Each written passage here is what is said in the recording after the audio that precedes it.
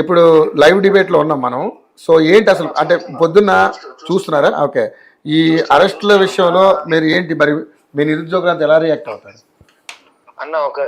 అన్న నేను శామ్యులతో మాట్లాడాలనుకుంటున్నా, కొంచెం లౌడ్ స్పీకర్ పెట్టగలుగుతారా? పెట్టాం, చెప్పండి నాయక్ గారు. అన్న శామ్యుల్ అన్నకు నేను తెలుసు. ఇప్పుడు ఇవాళ ప్రివెంటివ్ అరెస్ట్ చేయలేదు, మేము ఎక్కడ కూడా స్వేచ్ఛాపూరితమైన వాతావరణం నెలకొల్పినామని చెప్పేసి మాట్లాడుతున్నారు. ఎక్కడ పొద్దున్న 3:30కు వచ్చిరు పోలీసులు నా రూమ్ కి. నేను విజువల్ పెడతాను మీకు, నేను పెడతా విజువల్. ఎందుకు వచ్చారు ఇంద్రానాయక్ గారు? మీ ఇష్టానికి మీరు మాట్లాడతారా? దిల్సుఖ్ నగర్ ఇంద్రానగర్ అంటే ఇంద్రానగర్ మీరంటే ముఖ్యమంత్రి గారు కళలు వస్తారా? ఏం మాట్లాడుతున్నారు మీరు? మాట్లాడేదానికి ఏమన్నా కొంచెమన్నా ఆలోచన చేసి మాట్లాడాలి కదా. మీరేమంటారు? ఇంద్రానాయక్ అంటే కళలు వస్తాయి. ఇంద్రానగర్ ఈ తెలంగాణ రాష్ట్రంలో లేదా? రానాయంబడ నియోజకవర్గం గల్లీపై ఇంద్రానగర్ ని చూపిస్తాను నేను. ఇప్పుడు నేను మాట్లాడతా, మీరు మాట్లాడకపోతే నేను మాట్లాడతా, ఓకేనా? మీకంటే బలంగా మాట్లాడగలను, మీకంటే బలంగా మాటలు మాత్రమే మాట్లాడారు, అంతకుమించి ఏం చేయలేదు. అన్న దిల్సుఖ్ నగర్ ఎక్కడ ఉంది, అశోక్ నగర్ ఎక్కడ ఉంది, వికారాబాద్ ఎక్కడ ఉంది? గాలి మోటార్లు వచ్చినాయన, గాలి మోటార్ మీద వచ్చినాయన రాహుల్ గాంధీ గారు గాలిని వెళ్ళిపోయిండు. మేమైనా అడ్డుకుంటామా గాల్లో ఆయనని? ఏమన్నా గాల్లో ఏమైనా అడ్డుకుంటామా? అయినా కూడా నిరుద్యోగులు ఇవాళ పొద్దున్న 3:30 నుంచి ప్రివెంటివ్ అరెస్టులు స్టార్ట్ అయింది. ఎందుకు స్టార్ట్ అయినాయి? మీరు నిజంగా 70,000 ఉద్యోగాలు ఇచ్చిరండి కదా, ఇచ్చిర్రా? మీకు దమ్ము ధైర్యం చిత్తశుద్ధి ఉంటే మీ ఎమ్మెల్యే అయినా మీ మంత్రులైనా ఎవరైనా సరే రండి చూసుకున్న, అశోక్ నగర్ లో అయినా లేకపోతే అశోక్ దిల్సుఖ్ నగర్ లో అయినా. మీకు దమ్ము ఉందా? ఇస్తే 70,000 ఉద్యోగాల లెక్క నువ్వు తలాలు లెక్క పెట్టిస్తే జీవితంలో నేను ఉద్యోగం చేయడానికి కాగితం రాసిస్తావా? ఇస్తావా? కాగితం రాసిస్తావా? మాట్లాడే మాట్లాడు అసలు వీళ్ళకి నైతిక అర్హత లేదు. వీళ్ళకి పొద్దున ఉద్యోగాలు ఇస్తే ఏం సమాజాన్ని అందిస్తారు? వీళ్ళు ఈ రోజు రాహుల్ గాంధీ గారి నుంచి ఈయన పెట్టినటువంటి ఈయన మాట్లాడినటువంటి విషయాలు ఏం తెలుసా? ఎక్కడ పుట్టిండు అని మాట్లాడతారా? ఏం ప్రతి ఒక్కరికి ఏం మజాక్ అయిందా? రాహుల్ గాంధీ గారి నుంచి మాట్లాడితే ఎక్కడ పుట్టిండు, ఎవరికి పుట్టిండు, ఎట్లా పుట్టిండు అని మాట్లాడతారు. మీకు ఇట్లాంటి వాళ్ళకి ఉద్యోగాలు ఇస్తే ఎట్లాంటి సమాజాన్ని వీళ్ళు నిర్మిస్తారు? వీళ్ళు మాట్లాడే భాష ఏముంటది? ఇట్లానే మాట్లాడతారా? ఆయన మన మీ చుట్టమా? మన చుట్టమైన మన స్నేహితుడైనా మాట్లాడతామా మనము? ఎందుకు ఏం మాట్లాడుతున్నావు? ఆయన నాకు సోదరుడు, నాకు నాయకుడు. ఎందుకు తీసుకొని బతాస్? నేను డెఫినెట్ గా బతాలో తీసుకుంటా. నీ ఇష్టానికి నువ్వు మాట్లాడితే ఎక్కడ పుట్టిందని అడుగుతావు? నీ స్థాయి ఏం చేస్తావు? ఎక్కడ పుట్టిందని మాట్లాడడానికి, గాంధీ కుటుంబానికి మాట్లాడడానికి నీకున్న స్థాయి ఏముంది బా? ఒక్క మాట అడుగుతా, ఈ దేశంలో లబ్బర్ చెప్పుల నుంచి స్పెషల్ ఫ్లైట్లు కొనుక్కునే స్థాయికి ఉద్యమాలను అడ్డు పెట్టుకొని ఎదిగిన వాళ్ళు ఉన్నారు. కానీ బంగాళ నుంచి లబ్బర్ చెప్పులకు వచ్చినటువంటి ఏకైక కుటుంబం రాహుల్ గాంధీ గారి కుటుంబం. అట్లాంటి ఆయనను పట్టుకొని అవును మరి మీకు చరిత్ర తెలియదు అంటే నేను చెప్పేది ఏం లేదు. మీరు ఏ చరిత్ర చేసుకోండి, ఆఖరికి మీ ఫోన్లో గూగుల్ కూడా వెతుక్కోండి. జవహర్లాల్ నెహ్రూ గారు, మోతీలాల్ నెహ్రూ గారు వాళ్ళ బంగ్లా నమ్మి భారతదేశ స్వాతంత్రానికి డబ్బులు పెట్టలేదా? ఏం చెప్తారు? దీని నుండి రాహుల్ గాంధీ ఎక్కడ పుట్టిందని అన్నారు. మళ్ళీ మీరు ఎంతో నన్ను మాట్లాడిస్తున్నారు. ఆయన కొంచెం అర్హత ఉండాలి కదా, మనసొచ్చి ఉండాలి కదా. ఏం అరెస్టు? వాళ్ళు చేసే దండాలు అట్లున్నాయి. మళ్ళా ఆధారం పెట్టుకుంటే పెట్టేస్తా, నాకు ఇబ్బంది ఏం లేదు. వాళ్ళు ఎవరైనా డబ్బులు తీసుకున్నారు, ఎక్కడైతే డబ్బులు తీసుకున్నారు, ఎక్కడి నుంచి పాయింట్ ఆఫ్ కాంటాక్ట్ అయినరు, వీళ్ళ దగ్గర డబ్బులు మొత్తం తెచ్చుకున్నాక పంచాయతీ అయితే ఆ పంచాయతీని ఎవరు వచ్చి మధ్యలో సెటిల్మెంట్ చేసిరు చెప్పమంటారా పేర్లన్నీ? ఇగో అన్న, నువ్వు నీకు నిజంగా అవన్నీ ఇన్ఫర్మేషన్స్ ఉంటే నువ్వే రాసి ఉన్నారికి ఓపెన్ చెప్తా. అశోక్ నగర్ వచ్చేది ఏముంది? వేదిక కన్నా అశోక్ నగర్ పెద్దదా? ఎంతమంది చూస్తారు అశోక్ నగర్ లో? అంటే 20 మంది 100 మంది చూస్తారు, 7 మంది చూస్తారు. ఏమి నేను చెప్పేది వినవా? ఇప్పుడు ఆ రోజు నిరుద్యోగులు బాధలో ఉన్నారని చెప్పేసి ఎవరు పిలవకుండానే ఆర్టిస్ట్ క్లాస్ కు వచ్చి బిర్యానీ తాగి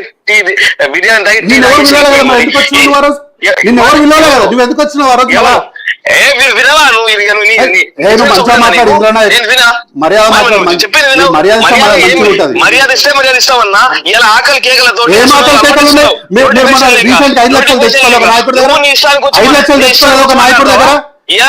మంది డిఫరెంట్ పాయింట్స్ లకి వెళ్ళి వచ్చి 5 లక్షలకు మీ దగ్గర పంచాయతీ కాలేదా? పంచాయతీ అయితే ఒక మీలో ఉన్నట్టు ఒక సభ్యుడు వచ్చి పంచాయతీ దింపలేదా? మీ డబ్బులు కాడికి వస్తే మీరు సీఎం గారే డబ్బులు సంతృప్తి దొరికిపోయింది తెలుసా? ఎవరు? మాట్లాడాలా? మరి ఏం చేస్తాం మరి? మీరు ఏం చేస్తావు? డబ్బులు నువ్వు ఇచ్చినావా? డబ్బులు మీ ఇంట్లోకి ఇచ్చిరా? మీ ఇంట్లోకి ఇచ్చిరా? ప్రభుత్వం సొత్తు ఏమైనా ఇచ్చిందా?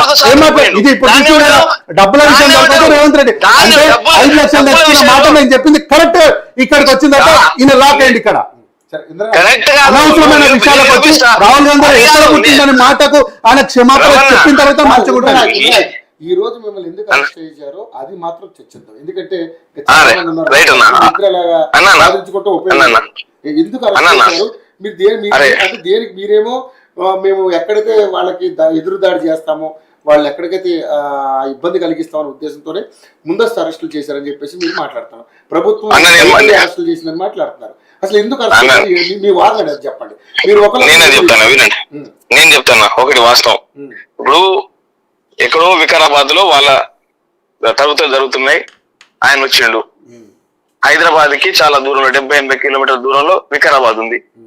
మరి మమ్మల్ని అరెస్ట్ చేయడానికి గల కారణాలు ఏంది? ఎందుకు అరెస్ట్ చేశారు? మరి ఆయన కాంగ్రెస్ పార్టీకి పెద్ద ఆయన, మరి కాబోయే ప్రధాని అంటారు కదా, మరి ఎందుకు ఆయన వస్తే మమ్మల్ని అరెస్ట్ చేసిరు? పొద్దున్నే 3:30 గంటలకు మమ్మల్ని పోలీసులు వచ్చి చిక్కడపల్లి నుండి దిల్సుఖ్ నగర్ నుండి పోలీసులు మమ్మల్ని తీసుకెళ్లిన విజువల్స్ ఉన్నాయి, మీకు పెడతాను. ఎందుకు మమ్మల్ని అరెస్ట్ చేసిరు? మేము రాలేము. ఎందుకంటే వికారాబాద్ ఎక్కడుంది, హైదరాబాద్ ఎక్కడ తెలియాలి ఫస్ట్. మమ్మల్ని ఎందుకు అరెస్ట్ చేసిరు? మేమన్నా దొంగలమా, మావోయిస్టులమా? మేమేం అడుగుతున్నాం? మీరు ఇచ్చిన వాస్తవ లెక్కలు కాదు. మీరు 70,000 ఉద్యోగాలు ఇవ్వలేదు. గత ప్రభుత్వం ఇచ్చిన నోటిఫికేషన్లను మీరు నియామక పత్రాలు ఒకటే ఇచ్చారని చెప్పేసి మేము గత సంవత్సరాల నుంచి మాట్లాడుతున్నాం. మీరు ఇవ్వలేదు. మీరు మీ గవర్నమెంట్ వచ్చిన తర్వాత నోటిఫికేషన్ రాలేదు. మరి మీరు ఎందుకు ఇలా అబద్ధాలు చెప్పుకుంటా ప్రతి సభలో ప్రతి వేదికలో ఇట్లా మాట్లాడుతున్నారు అని చెప్పేసి మేము స్ట్రైట్ గా క్వశ్చన్ అడుగుతున్నాం. ఇంకోటి, ఇవాళ జియో 29 గాని, జియో 4 గాని, జియో 46 గాని, జియో 108 గాని ఈ విషయంలో కాంగ్రెస్ పార్టీ ఎందుకు నాన్స్తుంది? మరి ఆ రోజు జియో 46 తీసేస్తా అని చెప్పారు కదా. ఆ రోజు మేము రాగానే, అధికారం రాగానే ఫస్ట్ తీసేది, నా సంతకం పెట్టేది జియో 46 అని చెప్పి కోమటిరెడ్డి వెంకటరెడ్డి గారు అన్నారు. వాళ్ళు మాట్లాడుతారు దాని గురించి. దామోదర రాజనరసింహ కమిటీ వేశారు, అది ఎక్కడ పోయింది తెలవలేదు. ఇవాళ సిలబస్ కమిటీ వేశారు, అది ఎక్కడ పోయింది తెలవలేదు. మరి ఇవాళ అన్ని రకాల కమిటీలు, ఇవాళ రేపో ఈ మాట్లాడుతున్న వ్యక్తి అన్నా కూడా, కార్తిక్ అన్నా కూడా రేపో మాపో పలుమార్లు సందర్భాల్లో మీ యోయో టీవీ డిబేట్ వేదిగా చాలా సార్లు చెప్పారు. మరి ఎప్పుడు రేపో మాపు అంటే మరి ఎప్పుడు? ఈ దాదాపుగా ఈ కాంగ్రెస్ గవర్నమెంట్ వచ్చిన తర్వాత దాదాపు 14 మంది నిరుద్యోగులు చనిపోయారు. ఆ రోజు ఒక ప్రవళిగా చనిపోతేనే అగ్గి మీద గుగ్గిలం పెట్టినట్టు అందరూ వచ్చి ఆ రోజు కాంగ్రెస్ పార్టీ నాయకులు, రాహుల్ గాంధీ నుంచి రేవంత్ రెడ్డి గారి వరకు ఆ రోజు అందరూ కూడా ఆ మరణాన్ని వాడుకొని కాంగ్రెస్ పార్టీ అధికారంలో వచ్చింది. మరణాన్ని వాడుకున్నామా సార్? కొంచెం మనసాక్షి ఉండి మాట్లాడాలి. ఇట్లా మాట్లాడితే మంచిగా ఉండదు. ఆయన కలవకుండా తారక రామారావు ప్రేమ వ్యవహారంతో చచ్చిపోయింది.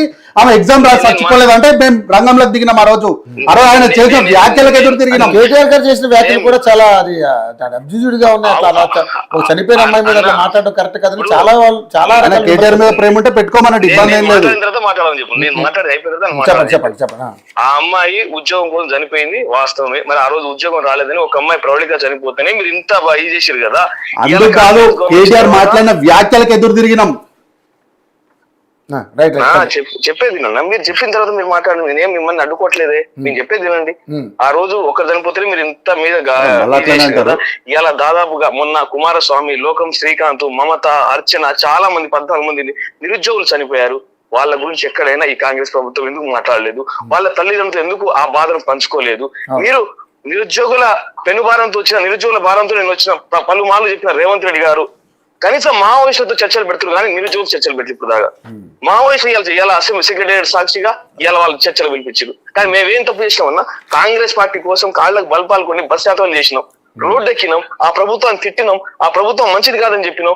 మా తల్లిదండ్రులకు, మా బాబాయిలకు, పెద్దనాళ్ళకు, అందరికి చుట్టాలకు ఫోన్ చేసి కాంగ్రెస్ పార్టీ వస్తే మనకు భవిష్యత్తు వస్తుందని, 2 లక్షల జాబ్ వస్తుందని, మెగా డిఎస్సి వస్తుందని, మనకు మొదటి ఏడాది 2 లక్షల ఉద్యోగాలు వస్తాయని ఆశపడి గోసపడుతున్నాం. ఇవాళ అశోక్ నగర్ లో రూపాయి లేక ఇంటికి వెళ్ళలేని పరిస్థితి, పండుగ వచ్చినా పబ్బం వచ్చినా ఇవాళ ఇక్కడే ఉండే పరిస్థితి. మనం ఎందుకు ఇట్లా మీరు ఇంత నాంచుడుగా ఎవరైతే ఇలా మాట్లాడుతారో, బయటకు వచ్చి మాట్లాడుతారో, మీరు బయటగా అపహేళన చేయడం, అక్కడ బూతులని చెప్పడం, ఇక్కడ బూతులని చెప్పడం, నిజంగా మీకు దమ్ము ఉంటే, మీకు చిత్తశుద్ధి ఉంటే, ధైర్యం ఉంటే, నేను ఇప్పుడు చెప్తున్నాను కదా, మేము ఎక్కడ రావడానికైనా సిద్ధం ఉన్నాం. మీరు ఈడీ వేసుకుంటారా, సిబిఐ ఎంక్వైరీ వేసుకుంటారా, సిఐడి ఎంక్వైరీ వేస్తారు, ఎవరిని తోని రూపాయి తీసుకున్నా కూడా మేము ఇంకా రెడీగా ఉన్నాం. కానీ మీరు 70,000 ఉద్యోగాలు ఇచ్చిన మీరు ఆ ఎంక్వైరీ మీరు రెడీగా ఉన్నారా? మీరు ఆ మాట చెప్పండి. మీరు 70,000 ఉద్యోగాలు ఇచ్చారు మీరు అంటారు కదా, మేము రెడీ షామీల్ కత్తి గారు ఏమన్నారంటే దానికి సంబంధించినటువంటి డీటెయిల్స్ అన్ని మీకు ఇస్తామంటున్నారు. సరే ఇచ్చిన తర్వాత మళ్ళీ ఒక రోజు మనం దీని గురించి డిస్కస్ చేద్దాం, ఓకేనా? అన్న ఓకే రైట్. ఇప్పుడు మీరు అడిగిన ఏదైతే నోటిఫికేషన్స్ మొన్న రీసెంట్లీ కూడా డిఎస్సి నోటిఫికేషన్స్ వేయాలని చెప్పేసి మీరు మాట్లాడారు. అంటే మెగా డిఎస్సి 25,000 కాకుండా ముందు డిఎస్సి నోటిఫికేషన్ పడాలని కూడా మనం కూడా ధర్నా చేశారు. సరే చూద్దాం ఎన్ని డిస్కషన్లు జరుగుతున్నాయి. ఎందుకంటే రాహుల్ గాంధీ గారు వచ్చిన తర్వాత ఆయనకి ఎక్కడో పుట్టిన రాహుల్ గాంధీ గారి కోసం అనే వర్డింగ్ అనేది కరెక్ట్ కాదంటూ ఇప్పుడు కాంగ్రెస్ మాట్లాడుతుంది. సో అది మీరు అంటే ఎప్పుడైనా సరే మాట్లాడేటప్పుడు కూడా కొంచెం ఆలోచన చేసి మాట్లాడాలనేది అందరికీ చెప్తున్నాం మనం. రవణ ఒకటి సరే, ఎక్కడో పుట్టిన రాహుల్ గాంధీ కోసం నేను క్షమించమని జరుగుతున్నాను. మరి ఎందుకు? ఆయనకు మా బాధలు తెలుసు కదా, మా కష్టాలు తెలియదా? మా కోసం ఆ రోజు వచ్చినాయని మరి ఈ రోజు ఎందుకు రాలేదు? ప్రభుత్వం సానుకూలంగా స్పందించాలనేది కూడా అందరం కోరుకుంటున్నాం. ఎన్ని డిస్కషన్లు పెడతాం నిరుద్యోగుల పట్ల, మరి ప్రభుత్వానికి ఆ చిత్తశుద్ధి రావాలని మనస్ఫూర్తిగా మనం కూడా కోరుకుంటున్నాం. మరి ఏం జరుగుద్ది అనేది ఇంకా చూద్దాం. ఇంకా మనకి ఇంకా 3 సంవత్సరాల టైం ఉంది వాళ్ళు అంటున్నారు, తప్పకుండా అన్ని చేస్తాం అంటున్నారు. సో మరి ఎప్పుడన్నా మా వయసు అయిపోయిన తర్వాత, మా అవకాశాలు తగ్గిపోయిన తర్వాత ఎప్పుడు వచ్చేది చెప్పండి? ఎప్పుడు మీకు ఎన్ని రోజులు అడగాలి? ఇంకెన్ని రోజులు ఫైట్ చేయాలి? ఎన్ని రోజులు ధర్నాలు చేయాలి? ఆ రోజు మీ కాంగ్రెస్ పార్టీ కార్యకర్తల కోసం ఆయన వచ్చిన వ్యక్తి మా కోసం రాలేడా? అశోక్ నగర్ కి? మీ అన్ని తెలుసు కదా. కాబట్టి మేము ఏదో అక్కస్తో మాట్లాడుతున్నామో, ఏదో బాధతో మా కడుపు రగిలి మాట్లాడుతున్నాం. కానీ నిజంగా మీరు నోటిఫికేషన్ ఇచ్చుంటే మేము హ్యాపీగా ఉండే వాళ్ళం. అయ్యా లైబ్రరీలో చదివిన వాళ్ళం, వీళ్ళ మీద ఆధారపడాల్సిన అవసరం లేదన్నా. మాకు భగవంతుడు జ్ఞానం ఇచ్చాడు, మేధస్ ఇచ్చాడు, బంగారం లాంటి భవిష్యత్తు ఇస్తాడు అనుకున్నాం. కానీ మీరు ఇట్లా చేస్తారు అనుకోలేదు.